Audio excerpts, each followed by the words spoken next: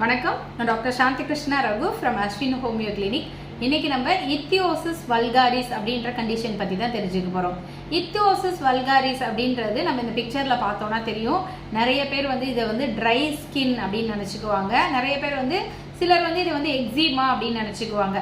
இந்த ichthyosis vulgaris அப்படின்ற இந்த பிக்சரில் காட்டியிருக்க கண்டிஷன் பார்த்தோன்னா பிறவியிலேயே, அதாவது பேரண்ட்ஸ்ட இருந்து இன்ஹெரிட்டடாக வரக்கூடிய ஒரு கண்டிஷன்.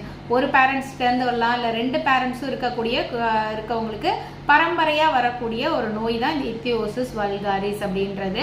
சிலருக்கு என்கிட்ட வர சில பேஷண்ட் சொல்லுவாங்க, எங்கள் அம்மா அப்பாக்கெலாம் இல்லை, என் பிள்ளைக்கு தான் இந்த மாதிரி இருக்குன்னு. அவங்களுக்கு என்னென்னா, அவங்களோட மூதாதையர்கள் முந்தின ஜென்ரேஷனில் இருந்து அவங்க கேரியராக கொண்டுட்டு வந்திருந்திருக்கலாம் அந்த ஜீனை. அது அவங்க பிள்ளைங்களுக்கு வெளிப்படலாம். ஸோ அந்த மாதிரி இன்ஹெரிட்டடாக வரக்கூடியது தான் இந்த இத்தியோசிஸ் வல்காரிஸ் அப்படின்ற கண்டிஷன். இது என்ன ஆகும்னா, டெட் ஸ்கின் செல்ஸ், அதாவது இறந்த செல்கள் ரொம்ப சீக்கிரமாக அக்குமுலேட் ஆகி ஸ்கின்னோட மேல் சர்ஃபேஸில் படிஞ்சு அது பார்க்குறதுக்கு ஒரு ஃபிஷ் ஸ்கேல் மாதிரி, அதாவது மீன் செதில் மாதிரி இருக்கும். அதனால தான் இது ஃபிஷ் ஸ்கின் டிசீஸ், மீன் தோல் மாதிரி தெரியுது அப்படின்றதுனால ஃபிஷ் ஸ்கின் டிசீஸ்ன்னு சொல்லுவாங்க. ஃபிஷ் ஸ்கேல் டிசீஸ்ன்னு சொல்லலாம். அதாவது ஃபிஷ்ஷுக்கு பார்த்தோம்னா அந்த டைமண்டாக கட்டமாக இருக்கிற மாதிரி மேலே செதில் இருக்கிற மாதிரியே இவங்களோட தோல்லையும் மேலே டைமண்டாக கட்டங்களாக இருக்கிறத நம்ம பார்க்கலாம். ரொம்ப ட்ரையாக வறண்டு இருக்கும். ஸோ அதனால் என்ன காம்ப்ளிகேஷன் வரும்னா, ரொம்ப வேர்க்க முடியாது, வேர்த்து பாடி கூலாகாதனால இவங்களுக்கு ரொம்ப ஹீட்டாக இருக்கும் உடம்பு. இந்த வெடிப்புகள் மூலமாக சீக்கிரம் இன்ஃபெக்ஷன் பரவி அதனால அவங்களுக்கு ரெக்கரண்ட் இன்ஃபெக்ஷன் வர்றதுக்கு வாய்ப்பு இருக்குது. இதோட சிம்டம்ஸ் எப்படி இருக்குன்னா, ஸ்கின் ரொம்ப ட்ரையாக ஸ்கேலியாக, அதாவது ரொம்ப காஞ்சி போன மாதிரி வறண்ட மாதிரி இருக்கும். ஸ்கேலான்னா சின்ன சின்ன வெள்ளை செதில்கள் மாதிரி வரலாம். அப்புறம் பார்த்தா டைல்ஸ் மாதிரி டைமண்ட் அந்த பிக்சரில் காட்டியிருக்க மாதிரி டைல்ஸ் மாதிரி டைமண்டாக ஸ்மால் ஸ்கேல்ஸாக வரலாம். அதுக்கப்புறம் பார்த்தா ஒயிட் கலரில் இருக்கலாம், இல்லை ப்ரௌன் ஸ்கேலியாக இருக்கலாம். நம்மளோட ஸ்கின்னோட கலரை பொறுத்து நல்லா ஃபேராக இருக்கவங்களுக்கு ஒயிட் கிரே கலர்லையும், அப்படி ரொம்ப கொஞ்சம் மாநிறமாக இருக்கவங்களுக்கு ப்ரௌன் கலர்லையும் இருக்கலாம். இது ஃப்ளாகியாக வரும். ரொம்ப ஸ்கேல்ஃப்லலாம் பார்த்தோன்னா செதிலாக எடுத்துகிட்டு வர மாதிரி இருக்கும். சில நேரங்களில் வெடிப்பு ஏற்படுத்தும், ஸ்கின்ல டீப்பாக வெடிப்பு ஏற்படுத்தி அந்த வெடிப்பில் வலி ஏற்படுத்தும். யூஸ்வலாக பார்த்தோன்னா நம்மளோட எல்போவில் வரலாம், அது மாதிரி லோவர் லெக்கில் காலில் அதிகமாக வர்றதை பார்க்கலாம். ஸ்கின்லேயே அந்த கால் பகுதிகளில், காலில் முன்னங்காலில் பார்த்தா அதிகமாக அந்த டைமண்டாக வெடித்த மாதிரி தெரியும். இது சில நேரங்களில் மைல்டாக இருக்கும், சிலருக்கு ரொம்ப சிவியராகவும் இருக்கும். சில பிறந்த குழந்தைகளில் பார்த்தோம்னா கண்ணெல்லாம் அப்படியே ரெட்டாக தெரிகிற அளவுக்கு, முகத்தில் கை கால்லாம் வெடித்து உடம்பெல்லாம் செதிலாக அந்த மாதிரிலாம் நிறைய குழந்தைகளை தூக்கிட்டு வராங்க. இப்போ நிறையா இந்த அளவுக்கு ரொம்ப அஃபெக்ட் ஆன குழந்தைகள்லாம் இருக்காங்க.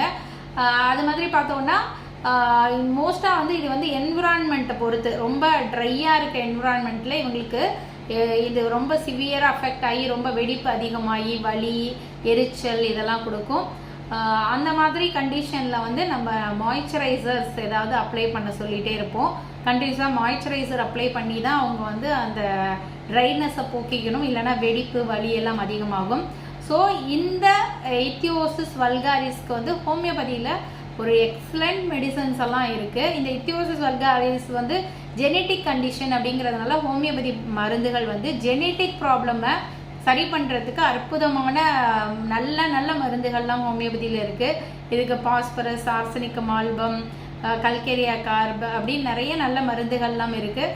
ஸோ அவங்களோட ஃபுல் கம்ப்ளைண்ட் கேஸ் டேக்கிங் எடுத்து அதோட சிம்டம் சிமிலாரிட்டி அடிப்படையில் இன்டர்னலாக அவங்களோட கான்ஸ்டியூஷனல் ரெமெடி நாங்கள் செலக்ட் பண்ணி கொடுத்துட்டு, அது மாதிரி எக்ஸ்டர்னலாக சில அப்ளிகேஷன்ஸ் கொடுப்போம், மருந்தோடையே கலந்த அப்ளிகேஷன்ஸ் கொடுப்போம். அதை அப்ளை பண்ணிகிட்டே வரும்போது கிராஜுவலாக நிறைய குழந்தைகள் நான் ட்ரீட் பண்ணியிருக்கேன். பிறந்த குழந்தைகளே கூட்டிகிட்டு வந்திருக்காங்க, 2 மாதம் 3 மாதம் குழந்தைகள்லாம் கூட்டிகிட்டு வந்திருக்காங்க. நிறைய அப்படியே பார்த்தா முகம் சொன்னல கண்ணெல்லாம் வெளியில் அப்படியே ரெட்டாக தெரிஞ்சிச்சுன்னு. ஸோ அந்த அளவுக்கு ஸ்கின்னெல்லாம் வெடிச்சு, நான் அந்த சில பிக்சர்ஸ் இதில் ஷேர் பண்ணுறேன் பாருங்கள். ஸோ அப்படி சிவியராக இருந்த குழந்தைகளை அப்புறம் பார்க்குறதுக்கே அவங்க வீட்லேயே, இப்போ என் பொண்ணு ரொம்ப அழகாக இருக்கான்னு பார்க்குறவங்களாம் கேட்குறாங்க, மேம் ஃபஸ்ட்டு அவங்க முதல்ல வரும்போது அப்படியே கண்ணீரோடு வந்தாங்க என்கிட்ட.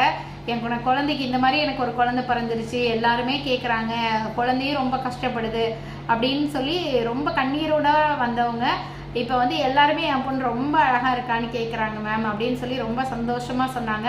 ரொம்ப ஷைனிங்காக அந்த ஸ்கின் வெடிப்பெல்லாம் போய் நல்லா ஃபேராக அந்த க்ரீம் தடவை ரொம்ப மின்றா மேம் இவ அப்படின்ற மாதிரிலாம் சொல்லுவாங்க.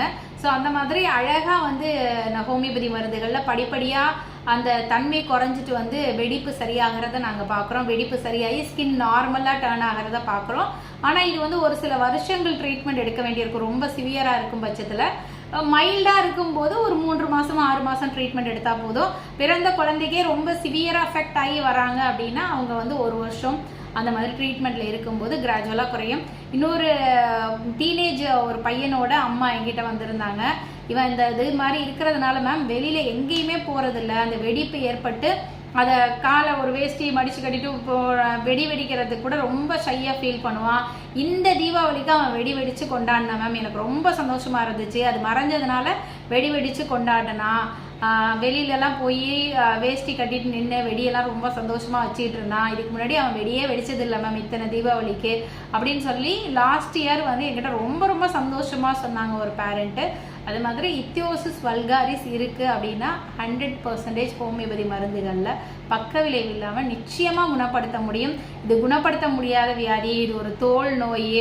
இது மோஸ்ட்டாக பார்த்தோம்னா இன்ஹெரிட்டடாக பார்த்தோம்னா இந்த தைராய்டுக்கு, கேன்சர் இருக்கவங்களுக்கு, ஹெச்ஐவி இன்ஃபெக்ஷன் இருக்கவங்களுக்கு இது செகண்டரி இன்ஃபெக்ஷனாக வர்றதுக்கு வாய்ப்பு இருக்குது.